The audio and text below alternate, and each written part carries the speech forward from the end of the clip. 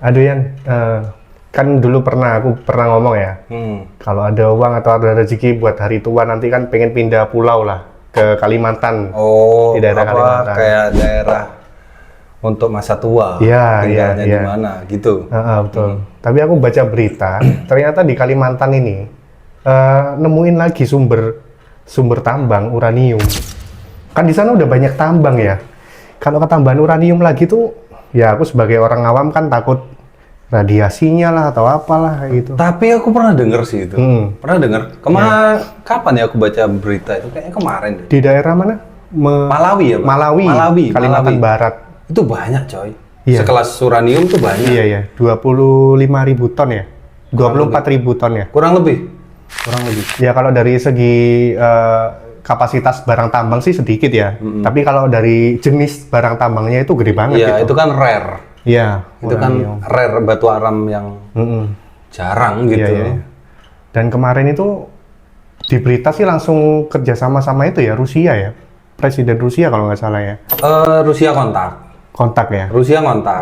Tapi emang gimana ya? Rusia kan emang pengguna uranium secara aktif ya, secara masif juga. Iya. Baik dari PLTN, sumber tenaga dan juga senjata. Bahkan apa itu namanya?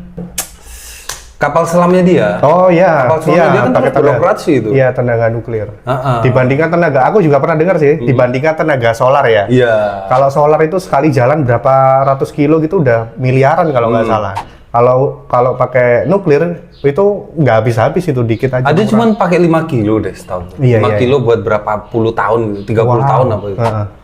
Gitu loh. Maksudnya dibilang besar uraniumnya karena kapasitasnya kayak gitu loh. Iya. Maksudnya dia tuh sedikit aja, impact-nya tuh besar gitu loh. Cuman aku kadang bingung ya, kok dari kemarin habis rame-rame tambang di Raja Ampat tiba-tiba muncul berita nemu uranium lagi gitu loh. Iya. Kayak mungkin ya, ini pikiran liarku aja sih. Sebenarnya uranium itu mungkin ingin disembunyikan. Para elit tuh ingin menyembunyikan, tapi ya kekuatan netizen Indonesia. Bahkan akun luar negeri diserang udah langsung down gitu loh. Secara mental udah down. Oh, emang rencananya mungkin ya, kayak gitu. Iya, ini pikiran liar aja ya, konspirasi lah ya. Iya. Nah gitu. Ya kemarin aku baca-baca berita. Iya. Kalau misalkan uranium itu dibuat menggantikan batu bara. Itu kan rencananya kayak gitu. Makanya Rusia ngontak untuk bisa dikelola bareng. Oke. Karena memang teknologi kita kan nggak mumpuni. Belum mumpuni. SDM juga masih belum ke sana larinya gitu loh. Baru kan pengadaan robot, polisi gitu, baru gitu aja. Itu aku tahu itu robot itu, nanti ada kita bahas aja lah robot polisi yang polisinya main kayak.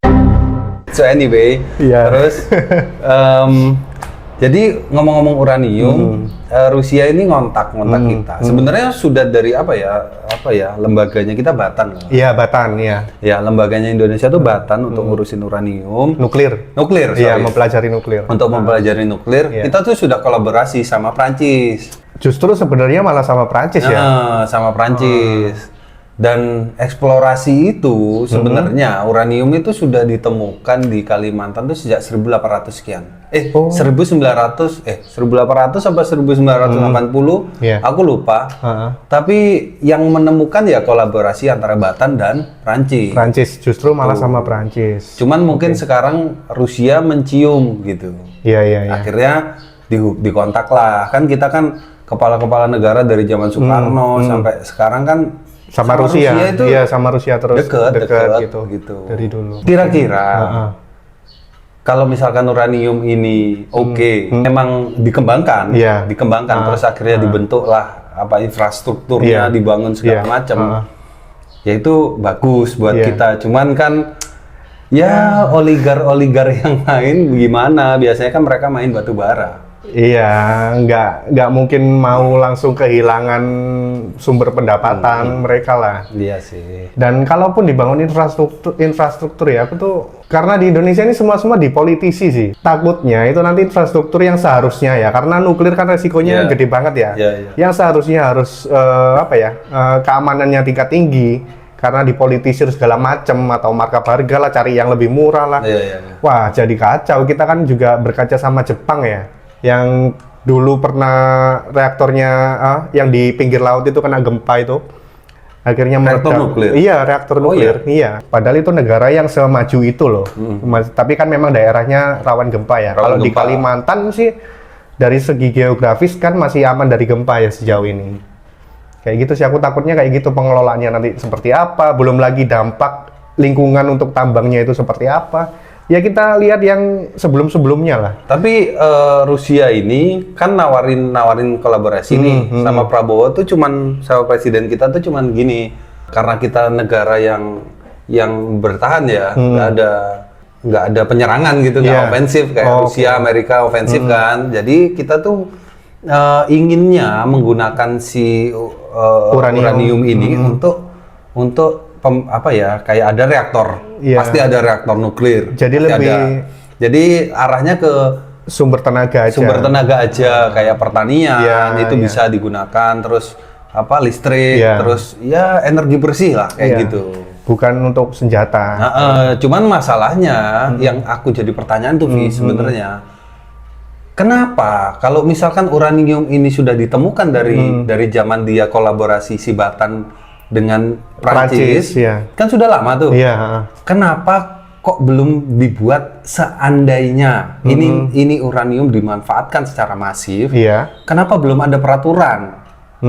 Nah, peraturan baru digodok sekarang, coy. Iya, makanya gitu loh maksudku. Ya kan dari dulu kayak gitu sih. Nah, serba dadakan, otomatis kan kalau jadi nggak maksimal juga nanti karena kan regulasinya. Pembuatan apa itu namanya? Pembuatan perundang-undangan, peraturan segala macam itu kan perlu kayak apa sih, penelitian. Iya betul. Nggak langsung bikin langsung jadi kan wow gitu. Apalagi ini kan bahasnya nuklir ya. Bahasnya nuklir bukan main-main, coy. Gitu loh. Iya. Jadi tuh kayak kurang observasi segala macam. Jangan-jangan buat takutnya nih ya, buat kebijakan, buat peraturan, tanyanya ke ChatGPT. Ya kayak gitu loh, takutnya itu. Tapi kalau untuk bangun infrastruktur itu loh, kira-kira habis berapa gitu loh biayanya? Uranium kan mahal ya? Mahal. Kalau sebentar aku lihat dulu. Kurang lebih harga uranium itu 1 kilonya bisa 1 kilogram ya. 1 kilogram itu kalau yang murni itu kurang lebih ya kalau dirupiahin 3 juta. 3 juta per kilo yang belum diolah ya. Belum diolah, masih murni. Ya masih apa ya istilahnya? Masih murni, mentah. Jadi masih ada kandungan yang lain-lain gitu. Yang lain-lainnya. Nah, kalau udah diolah kira-kira berapa? Kalau udah diolah ini aku lihat sih 5.000 sampai 10.000 dolar. Selisihnya jauh banget ya? Iya, artinya berapa? 60 juta? 100 jutaan lebih lah, kurang lebih sampai 160 juta kalau kurus berapa? Kurus 16.000 ya. Itu untuk 1 kilo. Untuk kalau diolah, masalahnya kita ada nggak fasilitas untuk ngolah uranium sejauh ini? Nah, itu kan harus apa ya? Harus ya itu kolaborasi yang sudah berpengalaman gitu. Ya aku setuju sih Rusia masuk, aku setuju sebenarnya untuk pengembangan SDM dan infrastruktur. Mungkin dibangunkan reaktor nuklir dengan kita imbal hasil ke Rusia kasih berapa kayak 500 kilo atau berapa itu itu besar loh. Besar banget ya. Besar loh. Untuk sekelas uranium. Untuk sekelas uranium baru. Misalkan 1000 ton aja. 1000 ton kita jual 1000 ton. 1000 ton kita jual. Itu kan sudah berapa? 1000 ton sudah dikalikan aja tadi 100 jutaan. 100 juta, 160 buat juta. bangun infrastruktur itu tadi. Udah 1 triliun apa? Iya, nggak tahu ya. Iya, kurang lebih segitu lah. Kalian hitung lah sendiri. Jadi itu udah kira-kira cukup kok kalau buat bangun itu. Kecuali emang harganya yang dibuat-buat gitu. Atau uang yang masuk larinya nggak tahu kemana. Nah, iya. Itu kan, yang aku takutin sebenarnya. Sebenarnya suka-suka aja punya cadangan uranium tuh wow. Iya. Dan aku juga kadang mikir gini, nggak kebayang kalau Indonesia bikin senjata nuklir. Bakal dapat intervensi kayak gimana dari Amerika kira-kira. Iya. Kita secara politik yang nggak bener aja, yang kayak udah nyalain ideologinya mereka yang di barat. Udah langsung. Itu sudah langsung intervensi kan. Apalagi kita punya nuklir. Apalagi kalau udah punya senjata nuklir. Nah, itu. Tapi kayaknya bukan nggak mungkin sih. Kayaknya untuk sekarang sih nggak kepikiran ke sana sih. Iya. Karena kan kita ya terkenalnya dengan negara non-blok ya. Non-blok dan bertahan gitu. Nggak ada gitu menteri penyerangan gitu. Nggak ada. Nggak ada. Adanya menteri pertahanan. Menteri pertahanan. Lagi kayak itu. Nggak ada menteri kesakitan gitu. Nggak ada. Ada menteri kesehatan. Menteri kesehatan. Menteri olahraga dan pemuda gitu. Yang tua nggak boleh olahraga. Nggak boleh olahraga. Nah itu loh. Kayak gitu. Jadi, oh my God, gitu. Kenapa kok bisa apa itu namanya? Kita ini nggak mau membangun yang menyerang gitu. Mungkin karena apa ya? Ideologi kita yang unggah-ungguh lah, Iya. sungkan segala macam. Jadi kita nggak berani buat ke sana. Tapi kalau tegas. ngomongin unggah-ungguh ya, Iya. Jepang tuh lebih unggah-ungguh nggak sih? Iya. Dia dari zaman kerajaan unggah-ungguh. Unggah-ungguh. Sopan, tapi dia nggak tahu somehow itu dia tegas di pemerintahan gitu loh. Iya. Dia kan unggah-ungguh hanya untuk bersosialisasi aja. Nggak masuk semua lini harus seperti itu. Gitu. Iya, berarti apa ya? Kayak bisa mempergunakan apa budayanya Iya. Kapan kamu kapan harus dipakai, ya, kan? kapan harus gini, kapan nggak harus gitu. Kalau di sini semua jadi kita kayak nggak ada ketegasan gitu loh buat menghadapi isu-isu internasional atau apa kayak gitu. Setuju. Tapi aku setuju sih, uranium bakal diolah, aku setuju. Iya. Soalnya misalkan ya, oke lah kita nggak buat senjata nih, uraniumnya nggak dibuatin senjata, nggak dipergunakan untuk buat senjata. Tapi untuk mensejahterakan rakyat. Nah, itu kan dari dulu. Itu dulu ada ya yang kemarin debat antara Greenpeace sama ketua Ormas itu loh. Pak ketua Ormas ini selalu menggembar-gemborkan untuk kesejahteraan rakyat. Ya kita sebagai penonton ya mikir ya rakyat yang mana Rakyat gitu. yang mana? Rakyat yang kelas mana? atas kali. Ya kalau memang dari kita ngomongin agama memang ada hadisnya. Untuk sumber-sumber alam itu sebenarnya bukan nggak boleh dimiliki oleh pemerintah. Tapi hanya sebagai pengelola. Iya. Setuju. Hasilnya untuk rakyat. Itu kalau pemerintahnya benar ya. Ya kita lihat lah faktanya daerah-daerah sekitar tambang seperti apa kayak gitu. Perkembangannya gimana. Tapi kalau misalkan kan ada berapa sih? 24.000. Apanya 24.000 ton. Oh, uraniumnya. Iya, kurang lebih kan 24.000 ton. segitu. Itu kan sudah ya kita audit lah istilahnya. Di audit ketemu 24.000 ton. Yang 4.000 tonnya dijual, coy. Dijual buat bangun infrastruktur, segala macam biar bisa jadi PLTN. Nah, biar bisa jadi PLTN. Kalau bisa jadi PLTN, insya Allah kita bisa gratis.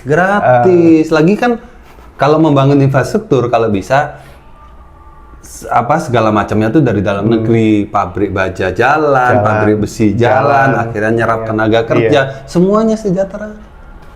Rencana Tuhan tuh bagus sebenarnya. Kalau yang tambang-tambang lain kan SDM-nya dari Cina ya. Dari China kebanyakan. Ini kan sama Rusia. Kira-kira bakal banyak orang Rusia nggak? Gak apa-apa orang Rusia. Kan di Bali kan banyak orang Rusia udah merusuh semua itu. Iya, tapi ya itu gagal. Produk Rusia gagal itu. Cuman aku mikirnya gini, kira-kira bener bakalan kerjasama atau dalam tanda kutip, jadi boneka. Jadi boneka malah jadi boneka. Tapi kamu setuju nggak sih sebenarnya kalau akhirnya aku sih nggak masalah ya kalau semuanya jalan dengan benar itu tadi ya kita jangan salahkan orang-orang kayak aku ini mikir jelek ya. Kan kita udah lihat yang sebelumnya kayak gimana gitu loh. Setuju. Kira-kira untuk tambang uranium ini bakal dipegang ormas agama yang mana lagi ya?